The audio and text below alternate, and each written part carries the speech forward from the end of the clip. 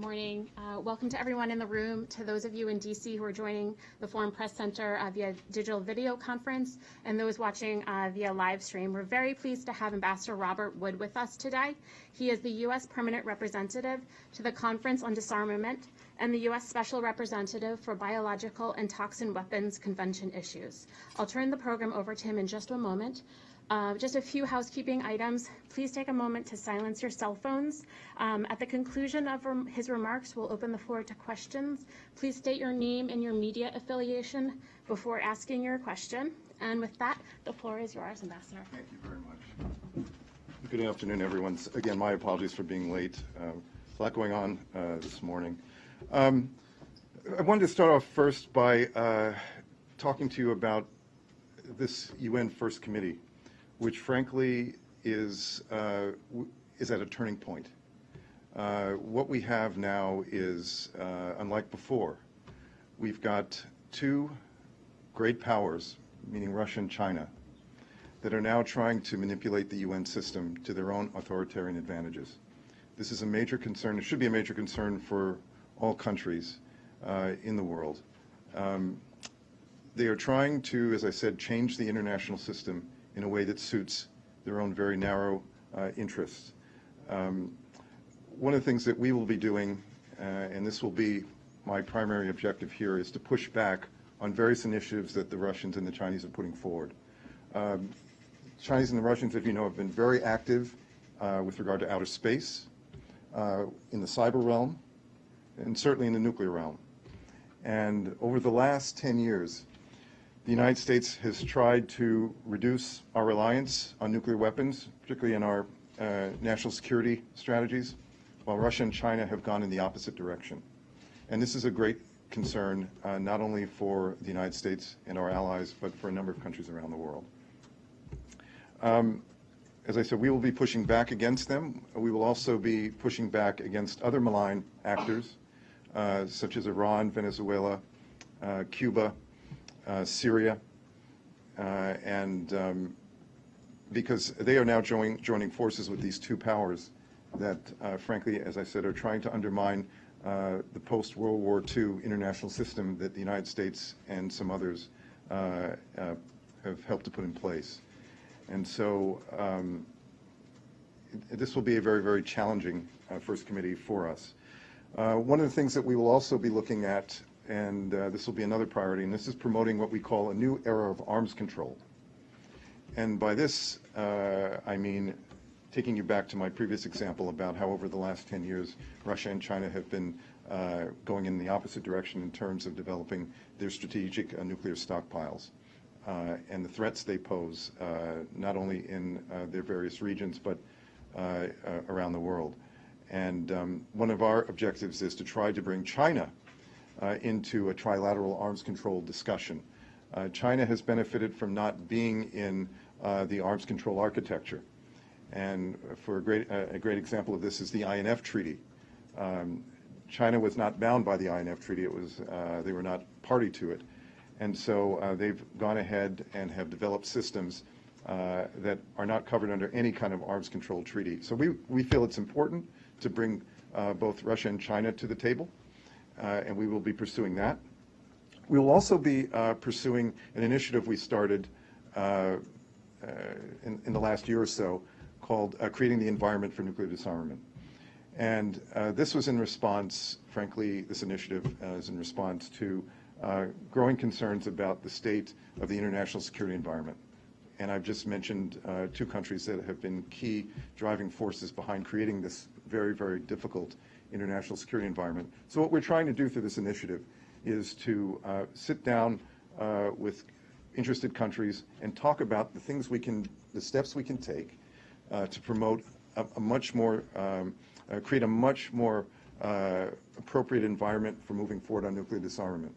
And so we had the first meeting of the CEND back in July, and it got, I think, very, very good response from participating countries. And we are going to have subgroup meetings of the CEND taking place in November.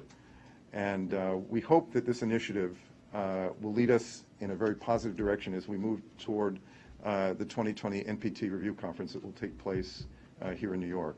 So we think that this CEND initiative can actually serve as an essential building block for having a successful outcome at the NPT 2020 review conference. So as you can tell, we've got a very busy agenda, the U.S. Here in New York at First Committee. And we will, as I said, be pursuing vigorously our opposition to Russia and China's initiatives that we think pose real serious threats to the international system as we know it. So I'll stop there, and I look forward to taking your questions. Thank you. Thank you very much. I'm Mary T. Lavelle with Kyoto News. I just have a couple of questions. The first one is on the SEND initiative. I actually wanted to know if you could elaborate on that, because I know it seems a bit vague, a lot of what's been read about it. It's just, let's talk, but we don't know where those talks are going to go. And I also wanted to know a bit more about what's going on with the First Committee and how you guys plan on moving forward with that, because it's been postponed now for a while, and the issue has been with Russia and the visas, which isn't anything new. This has been going on since 2004, so I just wanted to know what are the next steps for that. Thank you. Well, thank you for your questions. The CEND initiative, to be a little bit more specific, was designed to bring together nuclear weapon states and non-nuclear weapon states, and to have discussions about how we can improve the overall strategic security environment so that steps can be taken further in with regard to nuclear disarmament. So many of these are regional issues that need to be dealt with. Many of them are thematic issues. And what we're trying to do is to line up, to create some sub-working groups that can tackle some of these specific issues that are impediments to moving forward on nuclear disarmament. Dealing with the issue of trust, because trust is a big factor. You have to create an environment of trust where countries feel that they can take the steps necessary to move forward on nuclear disarmament, but feel secure at the same time. So there's a lot of work that will be ongoing. The initiative is new, and again, we had a plenary, as I said, back in July, and it was a good opportunity to listen to countries and to see what their priorities were, to listen to suggestions for how we can address some common concerns that we have, and then some regional specific concerns. So there isn't a lot more I can tell you about it until we get into the real substance of it, and that will happen in November when the subgroups meet and start taking on some of these challenges that, by the way, will have to be agreed by all of the parties. So I think the feeling coming out of the July meeting was that this was a good step. Countries certainly want to see much more substance to it. But I think the discussions we had in July were a really good stepping stone to making some progress on some of the other issues that are outstanding.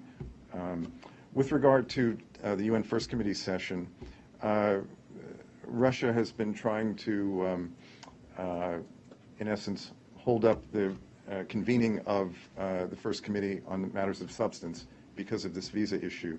And we've made very clear that the host country committee is the mechanism for dealing with all sorts of visa matters. And you're right, these issues have cropped up from time to time over the years. But this time Russia, I think, unfortunately, is bringing this into the multilateral context.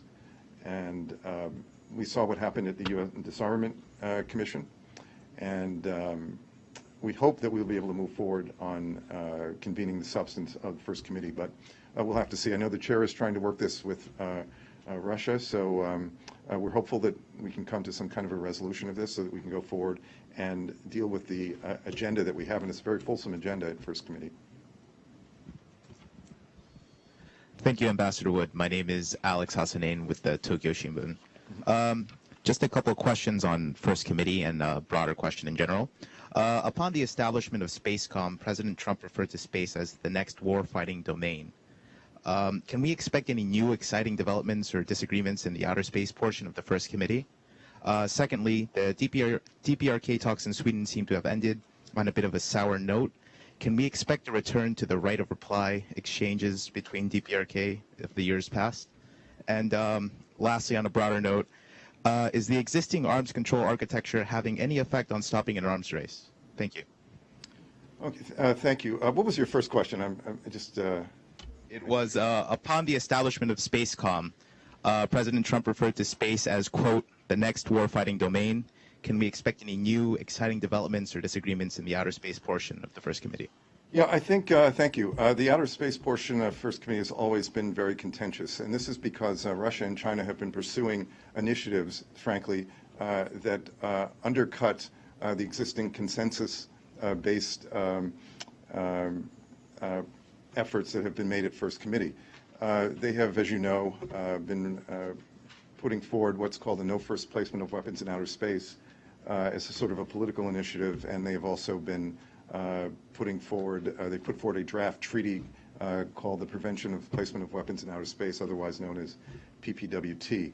And we've said to them that, first and foremost on the no first placement, that there's no means for being able to ensure that a country is actually not attempting to put weapons in outer space. There's no definition for what a space weapon is. And so we've said to the Russians and Chinese, let's focus on those areas where we can build consensus.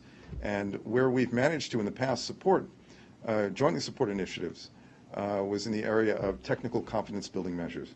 And at this year's First Committee, the United States will be putting forward a resolution on TCBMs that we think captures where the international community is with regard to these space issues, because they're very contentious and countries look at them very, very differently.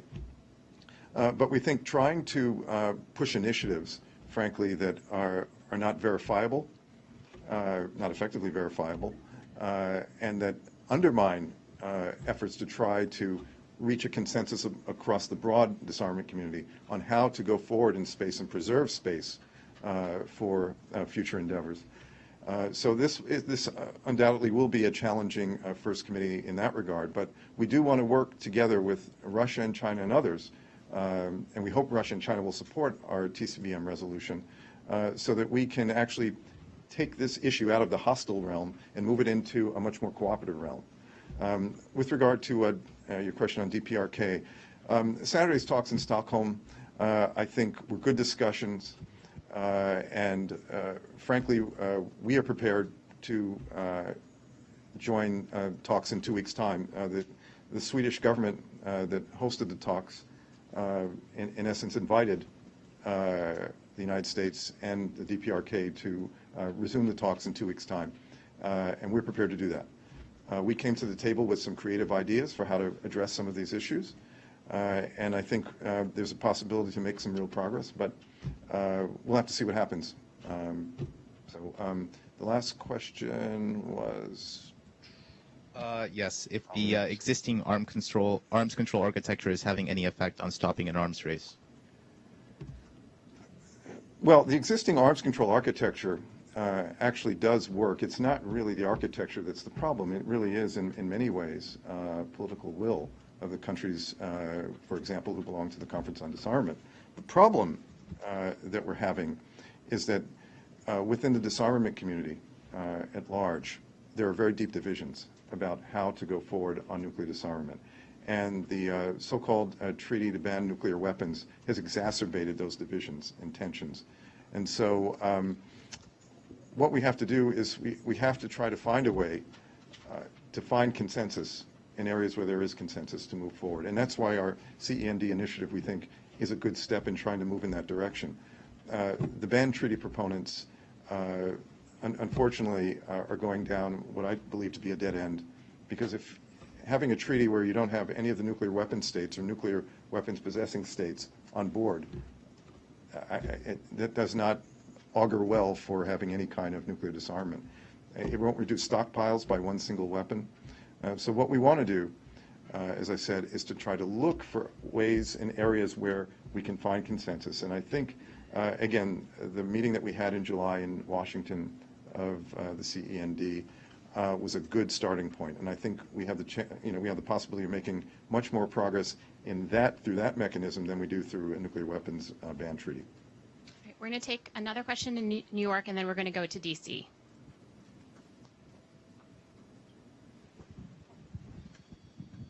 Thank you very much, Ambassador, for this briefing. My name is Sato from Japan TV NHK.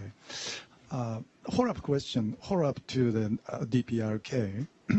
Recently, DPRK once again launched a missile, ballistic missile, even drop inside the EEZ of Japan.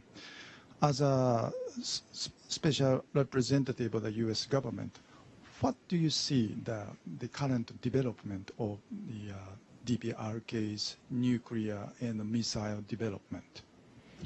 Well, of course, thank you for your question. We are obviously concerned about these types of activities, and that's why we've wanted to sit down with the DPRK and follow through on the commitments that were made by both President Trump and Chairman Kim at their summit in Singapore in 2018. I think the talks that were just held in Stockholm were important, and we're hopeful that the DPRK will want to continue in that way. Again, there was a commitment from Chairman Kim in 2018 to the denuclearization of North Korea. And we want to take steps, working with North Korea, to fulfill that obligation. So you're going to have ups and downs as these discussions go forward. But the United States is committed wholeheartedly to the final and fully verified denuclearization of North Korea. So our hope is that over the coming weeks, the North will make some decisions about how and whether it wants to proceed. The future is bright for the DPRK if it's willing to live up to its commitments. And President Trump has made that clear. We're not going into discussions with North Korea with closed eyes. We realize the challenges ahead. But we do believe the dialogue that we've begun, that the President has begun with Chairman Kim, is the right way to go. And again, you're going to have, as I said, these rough patches. But the important thing is that both sides sit at the table and work out how we can get to that final and fully verified denuclearization of North Korea. So stay tuned. We'll see how things go. But we certainly are prepared to, as I said earlier, to return to Stockholm to continue the talks. I believe we have a question in Washington, D.C. Hi, Robert. This is Dmitry Kirsanov with TASS. Long time. Good to see you again. Listen, I wanted to come back to the first question about visas not granted to the Russian delegates. As you probably know, 1/3 of Russian delegates to this UN First Committee session did not receive U.S. visas.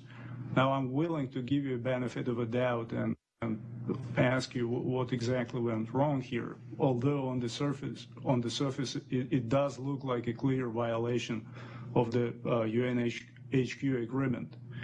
And as you probably know, the Russians are now saying that since things like that are taking place, we should probably start thinking about moving sessions like that to Geneva or Vienna in 2020.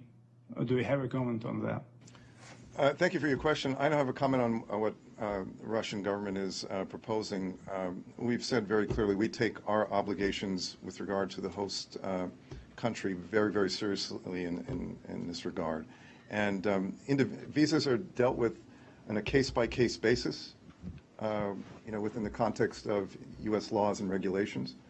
So this is an issue that, as I said earlier, that needs to be addressed in the host country committee. That is the mechanism that's been established to deal with these visa cases. So my hope is that Russia will use that mechanism and that we don't let this issue impact the important work that we have to do at First Committee. And it's unfortunate that the chairman was not able to move forward today and that the session had to be suspended until tomorrow.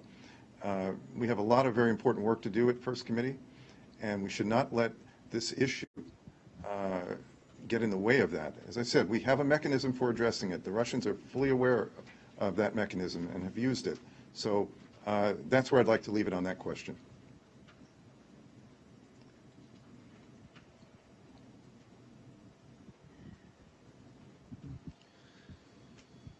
Ambassador, you mentioned a lot of other countries.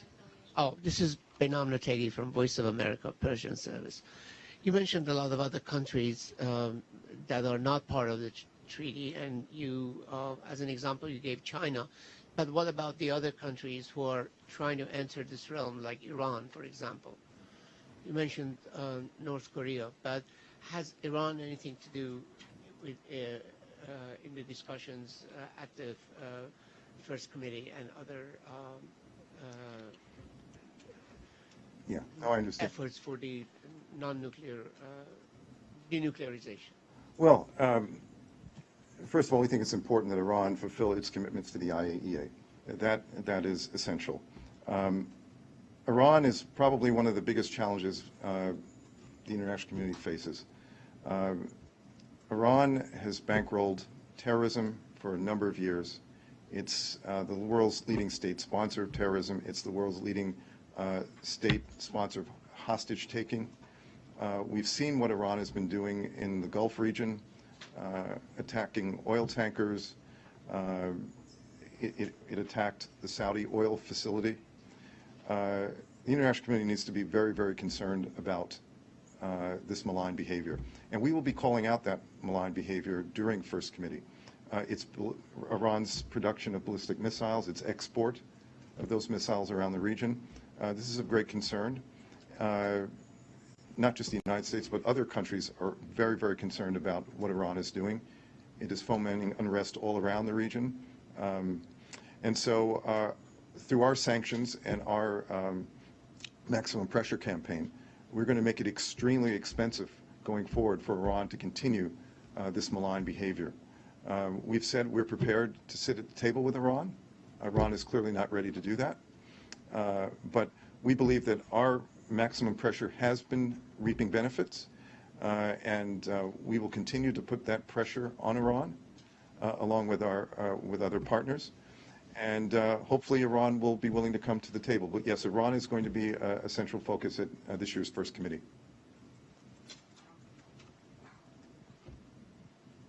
Thank you. I'm Lucentini of Affari Esteri magazine in Rome. I would like to know if there is any voice of a new start of work on the disarmament plan that between Israeli and Palestinians that President Trump had entrusted to his son-in-law. Thank you for your question. The president has, and his son-in-law, Jared Kushner, have been working on a proposal to put forward to Israelis and Palestinians. They will obviously put that down at a time they think is appropriate, because the president is committed to trying to help resolve these long-standing tensions between the Israelis and Palestinians. So I don't know when he will do that, but it will obviously be in consultation with other officials of the U.S. government, and of course in consultation with countries in the region. So we'll have to see how that goes. But we're very committed to trying to bring an end to this decades-long problem between Israel and the Palestinians. So hope I answered your question there. Thank you. Hmm? Do we have any last questions?